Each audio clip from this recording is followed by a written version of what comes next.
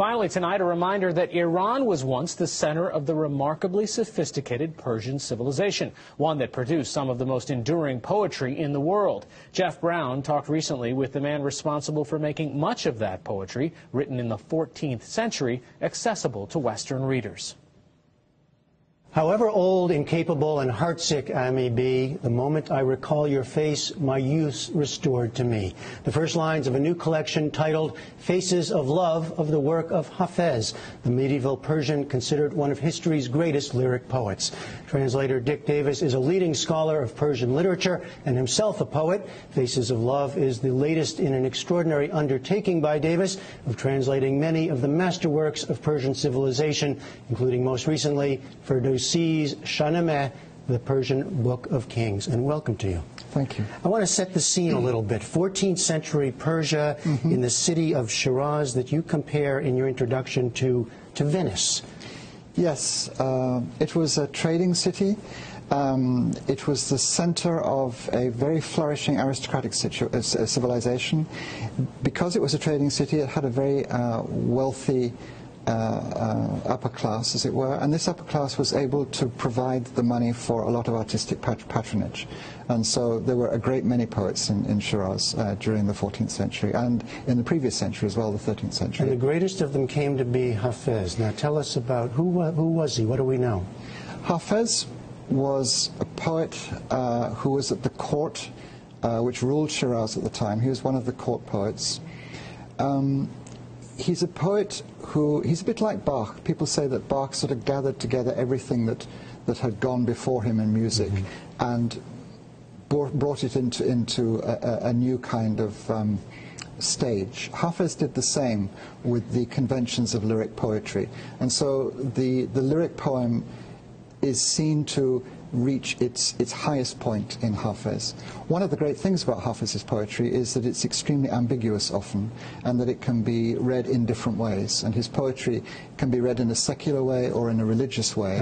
And this has meant that he has become sort of all things to all people who are interested in Persian poetry. But of course there's love, there's enjoyment of life, there's a lot of drinking, the wine flows, there's mentions of the heart, and of course there's sorrow and loss. There's a great deal of sorrow and loss, true. Yes, true. And wine is the thing that makes you forget the sorrow and loss.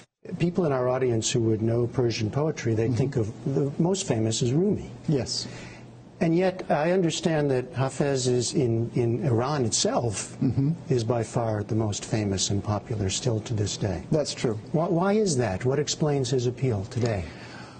He speaks to almost all the possibilities of one's emotional and intellectual life too, whereas Rumi speaks to one side of life very emphatically, very strongly, very persuasively, and he has his own very strong following.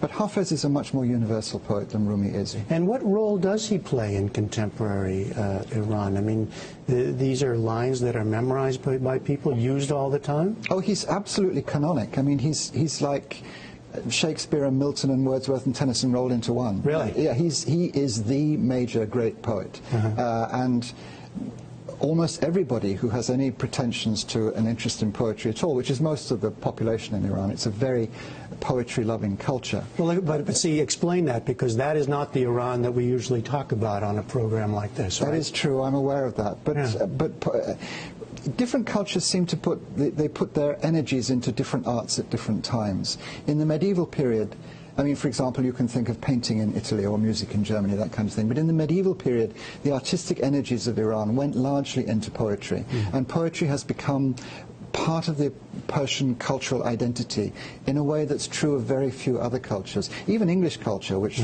prides itself on its poetry so much, poetry is not so central to the identity as it is in Iran. There are very few literate Iranians who can't quote off by heart poems, or at least many lines of Hafez to you. I mentioned in the introduction that this is one of a number that you're doing. I mean, it sort of feels like a mission that you're on. Is that a right way to do it? And if so, what is it that you're trying to convey, especially to a Western audience? Well, I went to Iran in my 20s, and I went for 2 years, but I finished up staying for 8 years, and I married. My wife is Iranian whilst I was there, and we had to leave Iran because of the Islamic Revolution, and the place where I was teaching was closed down and so forth. When I got back to England, I realized that I had this extraordinary privilege of getting to know, to some extent, this culture which is almost unknown in the West. I had begun to learn Persian seriously. When we came back to England, I did a PhD in medieval Persian. And I thought there is all this marvelous literature. And as you said at the beginning, I'm a poet myself. There's all this wonderful poetry, most of which is unknown in the West. Or if it's known in very obscure scholarly translations that very few people read. And I thought, I have the opportunity to bring something of this culture, which I really fell in love with, utterly. I had this opportunity to bring it over to a Western audience, and so that's what I've done with the past 30 years of my life, really, and I'm very happy to have done it. It's been a wonderful sort of odyssey, going from poet to poet. All right, well, the latest collection is Faces of Love. Dick Davis, thanks so much. Thank you. You can watch Dick Davis read a selection of Hafez and other